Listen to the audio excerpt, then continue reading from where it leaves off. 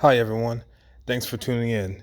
This is a real life story of what's been happening to me as far as me being cyber stalked and having my equipment, i.e., PC and cell phone, hacked.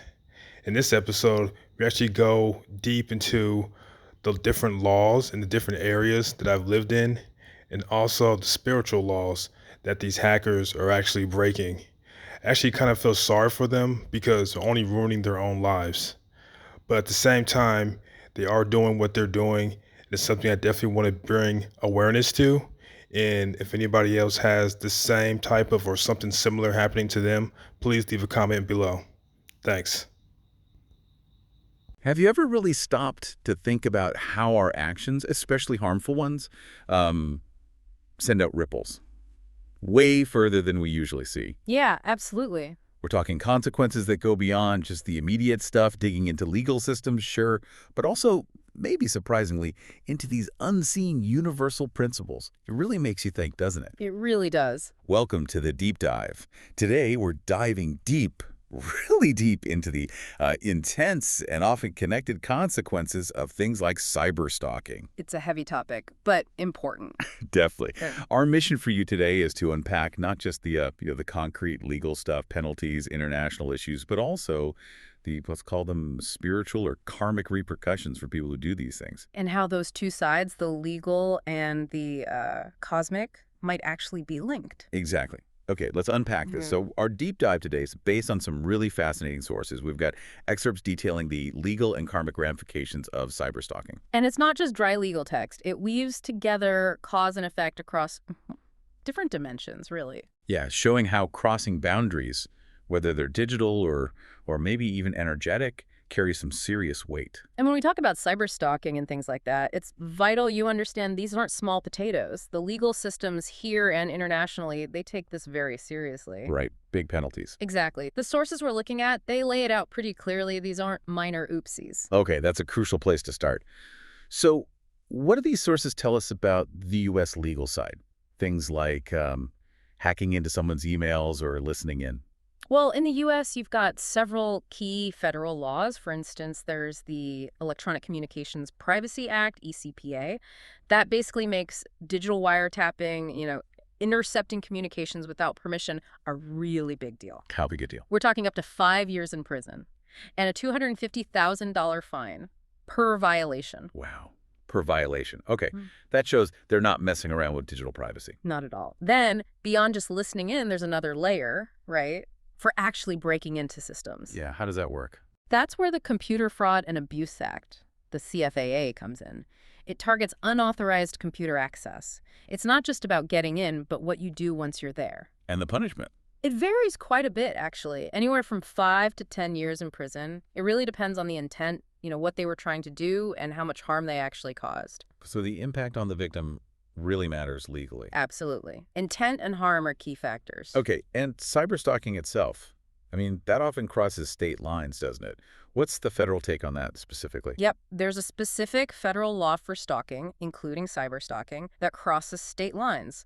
Standard penalty is up to 5 years. But it could get worse. Oh, yeah. If the stalking involves serious injury or, God forbid, death, then you're looking at 10 years, maybe more. These are major federal crimes. Right, not just local issues. Definitely not. Let's bring this down to a specific case mentioned in the sources. There's a victim who is apparently gang-stalked in California. What about state laws there, like California's? Right, so California has its own laws.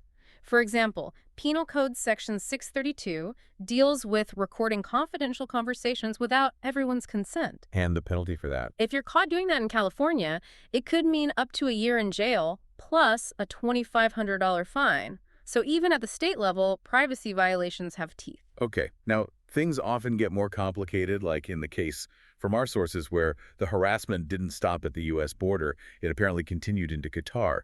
What happens then? That's a whole different legal system. Exactly. Now you're juggling jurisdictions. Qatar has its own cybercrime laws, specifically Law Number 14 of 2014. It's pretty comprehensive. What does it cover? Well, two key parts are relevant here. Article 3 covers unauthorized access to devices hacking, essentially, and Article 8 covers invading privacy by recording someone without permission. And the consequences in Qatar. They're substantial. You could face anywhere from 3 months to 3 years in prison. Plus, the fines are hefty, think $13,000 up to $80,000 US dollars. Wow, that's serious money. It is. And there's another wrinkle especially relevant to this scenario. What's that? If U.S. military personnel were involved doing this kind of thing in Qatar, they wouldn't just face Qatari law, they'd also be subject to Qatar's military justice code. So potentially double trouble. Potentially, yes. An extra layer of accountability. And it doesn't stop there. Go on. On the international front, U.S. law has something called extraterritorial jurisdiction, meaning the U.S. can prosecute certain crimes against Americans even if the crime happened outside the U.S. So someone hacking an American from Qatar, they could still potentially face charges back in the States. Okay, interesting. Plus, for military folks stationed somewhere like Al Udeid Air Base in Qatar, there are status of forces agreements, or SOFAs. SOFA's right. Violating local laws, like Qatar's cybercrime laws, could violate the SOFA. That could trigger military discipline or even extradition back to the U.S. to face the American charges. So, multiple layers of legal accountability, crossing borders. It's complex. Very complex. It really shows there aren't many places to hide, legally speaking. Okay, so the legal side is clear. Serious actions, serious consequences across different jurisdictions. But our sources push beyond that, don't they, into these universal laws? How does that fit in? Right. This is where it shifts from, tangible laws in courtrooms to something less visible, but maybe just as powerful, according to these sources. Universal principles or spiritual laws. Like violating free will. How does that work in this context? Well, the idea is that when someone deliberately inflicts fear or manipulates or tries to control someone else, like through stalking or harassment, they're fundamentally violating that person's free will. It's seen as a basic universal right. And the consequence, the karmic penalty, as the sources put it. It's described as kind of chillingly precise. The perpetrators apparently become trapped in their own paranoia, their own fear. They experience a loss of their own personal freedom. Wow. So they impose fear and lose freedom, a kind of mirror effect. Exactly. It's like the universe reflects back what they put out. Then there's the classic law of cause and effect, or karma. Right. What goes around comes around, basically. Pretty much. If the motivation for these acts is something like jealousy, which the sources mention, that negative energy, that intent, sets off a destructive cycle. For the perpetrator. Yes. The karmic result, according to this view, is that their own lives start to fall apart. Isolation, mistrust from others, a lack of fulfillment. The negative energy they send out basically boomerangs back, possibly even stronger. So the negativity doesn't just vanish. Doesn't just vanish. It finds its way home, so to speak. The sources also talk about the sacredness of privacy as a sole contract principle. That sounds deep. What's the idea there? Yeah, that one's interesting. It suggests privacy isn't just a social construct or legal right, but something deeper, almost like an energetic agreement between souls. An energetic agreement. That's the concept presented. So violating someone's intimate space, whether it's their digital life, their home, their private thoughts, isn't just illegal, it's breaking this deeper energetic boundary. And a karmic price for that. Profound isolation. An inability to form real, authentic connections with other people. They violated sacred space, so they find themselves unable to truly connect within their own lives. It's quite profound. It is. It keeps going. There's truth versus deception related to dharma or universal truth. How does that apply to things like gaslighting or psychological manipulation? Well, gaslighting, trying to make someone doubt their own reality, that's a deliberate act of deception. It's manipulating perception itself. Right, twisting truth. Exactly. And the suggested karmic consequence for that, it's pretty terrifying, actually. A loss of the perpetrator's own sense of self-identity. They descend into their own delusions. They get lost in the lies they created. Precisely. They can't tell what's real anymore, even for themselves. And what's really fascinating here, as the sources point out, is how closely these spiritual consequences seem to align with the nature of the original violation. It's like perfect energetic feedback. It's more than just poetic justice, then. It sounds like a described mechanism. And this leads to maybe the most interesting part, the direct parallels the sources draw, bridging the legal and the karmic. Yeah, this is where they really connect the dots. They show this almost startling symmetry. Like what? Give us an example. Okay, so the legal crime.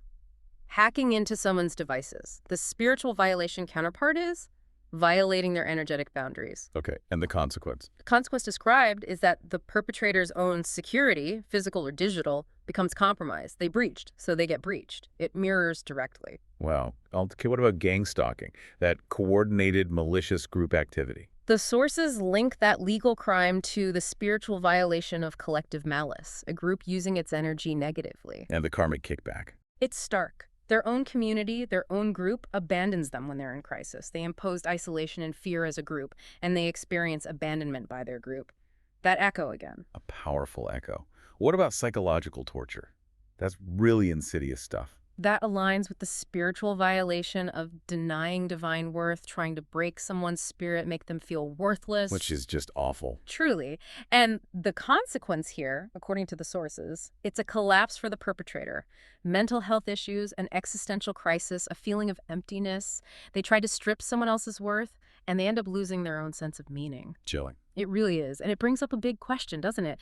If people were actually aware of these deeper laws, these, potential cosmic consequences, would it change anything? Would it make someone think twice? That's a huge question. A level of accountability maybe beyond courts and police.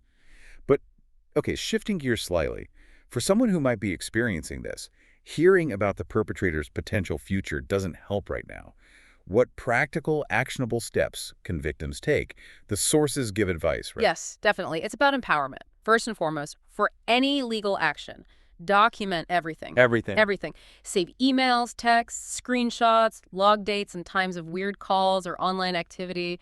Note down any witnesses, maybe neighbors heard something, saw strange cars, any shred of evidence. It's absolutely critical. Makes sense. Concrete evidence is key for the legal route. Then what? Then report it. Don't stay silent. The sources give specific contacts.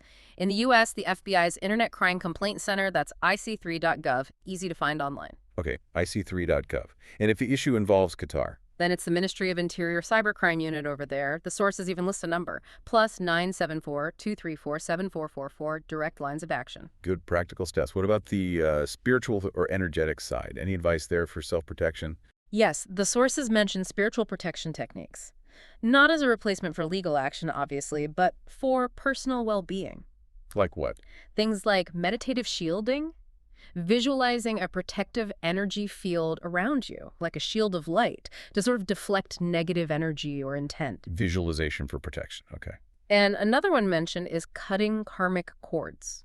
This is an energetic practice. It's about intentionally detaching yourself from the negative energetic ties to the perpetrators. Through forgiveness. Yes, but it's crucial to understand what that means here. It's forgiveness for your energetic release, for your healing. It's about reclaiming your own energy and space.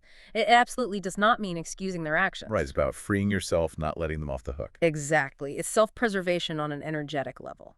Okay, so wrapping this up, what's the big takeaway here? What does all this mean? Well, I think our deep dive really highlights this dual reality of consequences.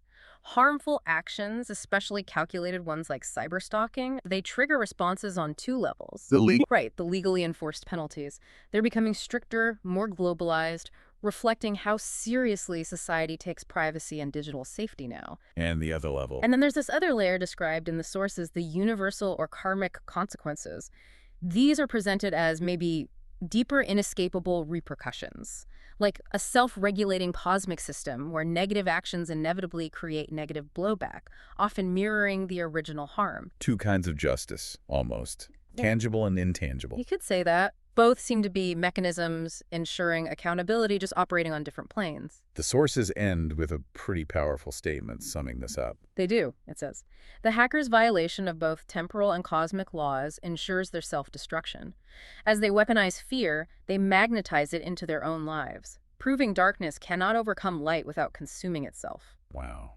Consuming itself. That really sticks with you. It does. It suggests this idea that maybe the universe itself has these built-in checks and balances, that negativity ultimately undermines itself. It definitely encourages a broader view of justice and consequences, doesn't it? Mm-hmm. Thinking about not just the immediate legal fallout, but those longer, maybe invisible ripples.